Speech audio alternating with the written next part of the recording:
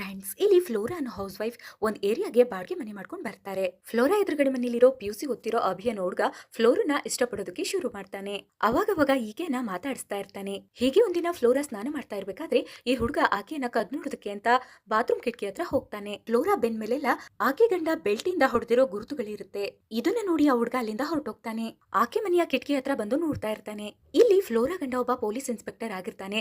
ಈಕೆಯನ್ನ belt ಅಲ್ಲಿ ಹೊಡೆಯೋದಕ್ಕೆ ಅಂತ ಒಂದು ಟೇಬಲ್ ಈಕೆಯನ್ನ ಕಟ್ ಹಾಕಿರ್ತಾನೆ. ಈಗ ಫ್ಲೋರಾ ಕಿಟಕಿಯಿಂದ ನೋಡ್ತಾ ಇರೋ ಆ ಪಿಯುಸಿ ಹುಡುಗನ್ನ ನೋಡಿ ಬಿಡ್ತಾಳೆ. ಆಗ ಆ ಹುಡುಗ ಅಲ್ಲಿಂದ ಓಡಿ ಹೋಗ್ತಾನೆ. ನೆಕ್ಸ್ಟ್ ಫ್ಲೋರಾ ಆ ಪಿಯುಸಿ ಹುಡುಗನನ್ನ ಕರೆದು ಮಾತಾಡಿಸ್ತಾಳೆ. ನೀನು ಎಷ್ಟು ದಿನದಿಂದ ಈ ತರ ಕಿಟಕಿಯಲ್ಲಿ ಬಂದು ನೋಡ್ತಾ ಇದೀಯಾ ಅಂತ. ಆಗ ಈ ಹುಡುಗ ಫ್ಲೋರಾಗೆ ಪ್ರಪೋಸ್ ಮಾಡ್ತಾನೆ, ನಾನು ನಿನ್ನ ಇಷ್ಟಪಡ್ತಿದ್ದೀನಿ ಅಂತ.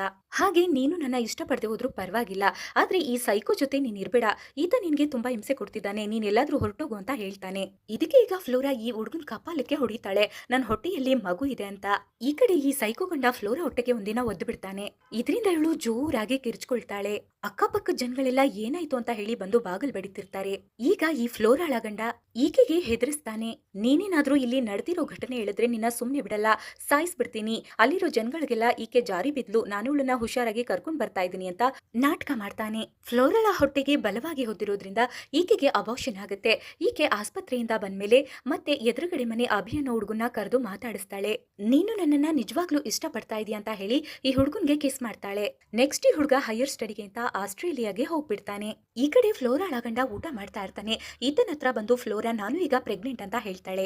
ಅದ್ ಹೇಗ್ ಸಾಧ್ಯ, ನಾನು ನಿನ್ನ ಮುಟ್ಟಿ ತುಂಬಾನೇ ತಿಂಗಳಾಯ್ತಲ್ಲ ಅಂತ ಹೇಳ್ತಾನೆ. ಅದಕ್ಕೆ ಈಕೆ ಈ ಪ್ರೆಗ್ನೆನ್ಸಿಗೆ ಕಾರಣ ನೀನಲ್ಲ, ಇಲ್ಲಿ ಈತ ಊಟ ಫ್ಲೋರಾ ವಿಷ ಹಾಕಿರ್ತಾಳೆ.